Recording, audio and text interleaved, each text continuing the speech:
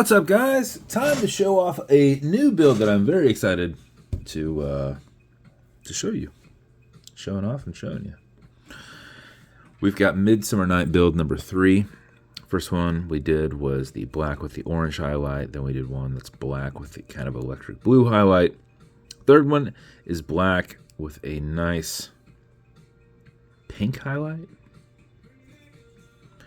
So, screen printed dial, we've got nice blues, pinks, purples in there. So, fully cerakoted case, we did black with the sides done in that nice pink, as well as the preview buckle. Bezel is done that way, lasered out. Not lasered out, this is a stock bezel that has these already lasered down in.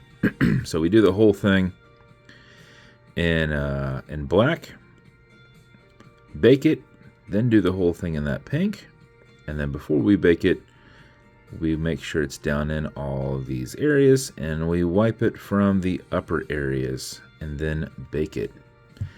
So that's how we lock that in. Did a set of black hands in there. You've got your custom black cerakoted and lasered Midsummer Night's caseback. And then since hot pink is not necessarily a leather color, or I'm sorry, not leather, stitch color that you normally find, I thought, let's go with this nice purple to go with the dial. So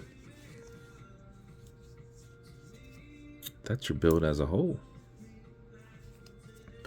Bezel on this will turn left, it'll turn right. It is a tension ring bezel. It does not click.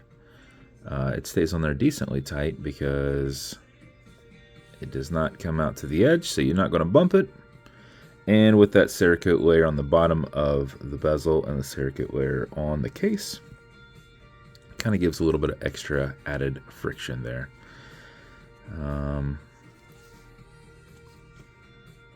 But that's it. I think it came out phenomenal. And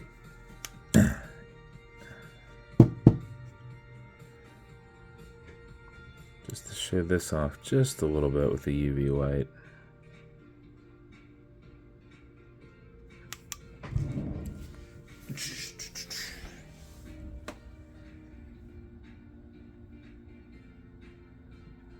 That will light up for you. Obviously, as with a bezel. So everywhere you got pink. So, pretty cool, right? I think so. All right, automatic and mechanical. You've got a rotor in the back that as you're moving, it's moving. So that will keep you wound. But before you put it on, before you set your time, make sure you wind it just a little bit. And how you do that is you back the crown off the threads until you hear it and feel it clicking. Make sure you're off the crown tube. This right there, it kind of caught a little bit, it was still on the tube. So nice clicking. At that point you can wind, and a wind is a turn clockwise as you're looking at it.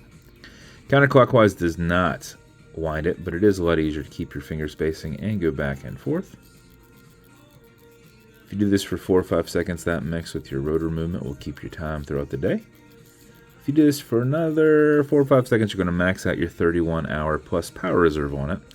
You cannot overwind it, so don't worry about that. It's got a slipping mainspring in the back, so once it gets the pressure it needs, it is just deflecting the rest of that. Once you're happy with that, you're going to pull it to the one and only click, and you can now set your time. It does not have a hacking movement, so it's going to keep going. Your seconds hand. Okay, Google, what time is it? It's 10:49 a.m. You're going to push this over, get it out of that time setting, and then wind it down. That is your build. As with every build, you're going to get matching beads. Up to you whether how cool you are, if you wear those or not. It's going to come in a awesomely stained Midsummer Night's box with an Atlas watch pillow. Words are slipping my mind. What is that word I want? It's going to come with wash cleaner. This is good on all glass and metal parts. So everything here in the center. Non-streaking, non-toxic, non-residue, as well as a microfiber. It's going to come with leather conditioner to keep this strap from Mr. Gillespie at wristbound perfectly soft. Use a rag or something like that. Don't use one of your micros. Apply it on the front and back. Let it soak in. Remove any excess. You probably won't have to. This is nice and silky. So I'm sure it's going to keep up with that. And last, you're going to get some fine scratch remover. This is Novus 2 from Amazon, just repackaged. It's for your acrylic glass because you can scratch it. But if you do, no big deal. You're going to put a tiny bit of this on it. You're going to buff it out with your color matching microfiber. If the scratches up and down, just go left and right, filling that scratch, haze it, buff it out, generate some heat with your thumb. That usually helps. If it's still there when you're done, wait just a little bit and then do it again because you are building up the area that you knocked out. Now that all said, if you scratch the cerakote, that's completely different. If you scratch it enough where you still see color, the color that's supposed to be, use some gun oil on it. That should help. That should kind of mask over that. If you scratch it down to the silver, it's like scratching your car, and the only way to do that is tear it all down and bead blast it and redo it and then re-put it all back together. So don't do that. Don't rub it on things that can do that. But that's it. That's the build. And if it's going to you, congrats. I think it's pretty awesome. It came out awesome. And I'm building a new watch box right now. I'm having one made so that I can keep some of my watches again because my current one is completely full.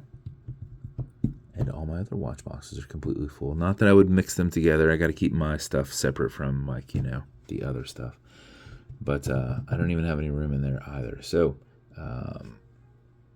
I keep making things and going, we're lucky I don't have a spot for that. So this is one of those. Never done one this color before. So if it's going to you, congrats. I hope you love it. Thank you so much for supporting my dial line. So that's it. If you want me to build you something custom and unique, reach out. I'll see what I can do. If you want to continue to see videos like this, like and subscribe because I put them up all the time. Thanks, guys.